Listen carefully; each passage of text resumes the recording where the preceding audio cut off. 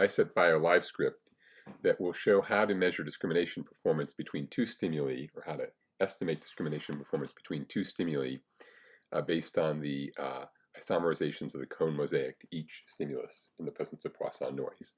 To run this script, you should have ISETBIO on your path and be looking at the live script that's available in the ISETBioLiveScript repository. This is ls_inference binary svm. And this one has some helper functions at the bottom, and so to step through it, I need to actually use the run in advance function. Otherwise, Matlab, if I just select and execute, Matlab does not seem to find the helper functions. So you should have already seen some of our other scripts and videos that show how to create a scene and compute the mosaic and the mosaic isomerizations. Those videos take you through that in more detail. So here I'll skip through those parts pretty quickly since we have separate tutorials that already go through that. So we'll go down. First is to create a display, create a scene representing a Gabor test stimulus, which we've done before. And then we want to also create not just a stimulus of a Gabor, but since we're going to measure discrimination performance, a stimulus with 0% contrast or uniform field as an ISETBIO scene. So here we'll do that. And if we scroll up here in the ISETBioLiveScript, we see the Gabor scene and the uniform field scene. Great. So now we're going to create the retinal image for each of these, or calculate the retinal image using the wavefront optics typical observer. So we'll go through that. And here are the two scenes, a little yellower than the originals because of the filtering by the lens and the contrast reduced in the retinal image of the Gabor because of optical blur. And now we'll create a cone mosaic so that we can calculate mosaic isomerizations. That takes a little time. Here it is busy, it's crunching away. And while it computes, what we'll see is the next thing, kind of a little preview of the next thing we're going to do, which is we're going to create an ensemble of what we call instances of the cone mosaic responses to both the Gabor patch and to the uniform field. We'll compute 50 of each type, and by doing that, each will have an independent realization of the Poisson noise, so we'll be able to train a classifier between the uniform field instances and the Gabor instances. Okay, so the mosaic has now been computed, and so we'll just compute 50 instances of each. By the way, we're assuming a 10 millisecond presentation time or integration window, which might be a little short for human vision, but it's just here for illustration purposes. We won't have any eye movements, so we put in an eye movement path with the zeros, and we compute those sets of instances here. So, okay, and then we can visualize what happened. Here we have over here the mosaic, which is going to be the same for both the Gabor patch and the null stimulus. And here are two instances. You can see that in the presence of the Poisson noise we get with a 10 millisecond presentation, you can still resolve the Gabor patch, but it's a little bit noised out there. And then the uniform field is here and does not have the same structure. The structure you do see is because differences in isomerization rates between the smaller cones in this very center of the fovea and larger cones outside. And we can see just in the path, trace across, where the Gabor stimulus is there, you can see the sinusoidal grading windowed by the Gaussian in that instance, and it's not there in the uniform field. Now, what we're going to do next is arrange the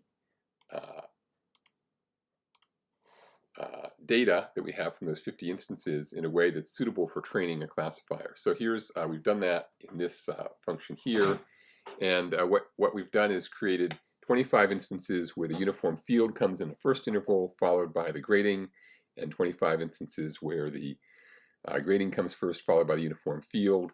And here we have a representation of a matrix which is strung out with each row being a different one of the 50 trials, the first 25 being blank or uniform field first, the second 25 being grading first.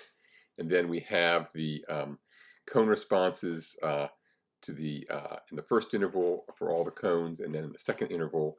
And you can sort of see there's some structure here. Right at trial 25, you can see a little bit of a horizontal line, and these two quadrants represent cone responses with different Poisson noise to the uniform field, and these two quadrants to the grating, although all the cones are strung out linearly, so you don't see the same Gabor structure doesn't jump out at you, but you can see these are a little bit different from those. These are a little bit different from those, and in particular, this pair of 25 is different from that pair of 25.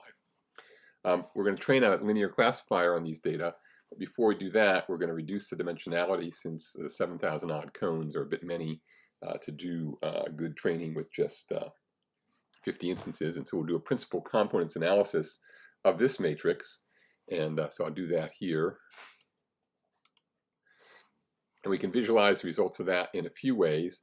One way is to take the, rather than the projection on each of the cones across all the 50 trials onto each of the principal components, and you can see that the uniform field and the grating have vastly different projections onto the first principal component for each trial. For the 25 trials where the uniform grating came first, there's hardly any. For the 25 trials where the Gabor patch came first, there's a big projection. So most of the classifications can be driven there. And then the second principal component, there's a lot less structure to the projection. Could also just look at what the principal components are. The first one looks like the stimulus, so essentially it's an extracted stimulus template, or stimulus between different template between the stimulus and the background.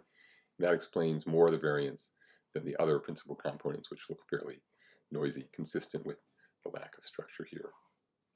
Okay, we're going to use Matlab's fit SVM method to train a classifier on these data. We've got labels set up when we set up the original matrix up here, and so we'll do that. That happens quite quickly, and then we can visualize the results of that. What we see is that when the null stimulus came first, the PC1 component activation was very small, and when the grating came first, it was very large. And this shows the PC1 component where the classifier would ask. That's again another visualization of this. And the last step then is just to measure the performance of the classifier, which is actually built on the 4 dimensions of the first 4 principal components, but use tenfold cross-validation to evaluate how well it does. We can do that. And out here, the percent correct, which returned, is actually, for this case, 100%, which is not too surprising, given that the grating, even the noisy gratings, if we come back over here, the noisy isomerization representation of the gratings look quite different from those to the uniform field. If we wanted to find threshold, then we'd repeat this process by decreasing the contrast of the grating, and in each case going through the same procedure to get the percent correct. That would give us a psychometric function for our computational linear classifier observer, and that would allow us to extract a threshold.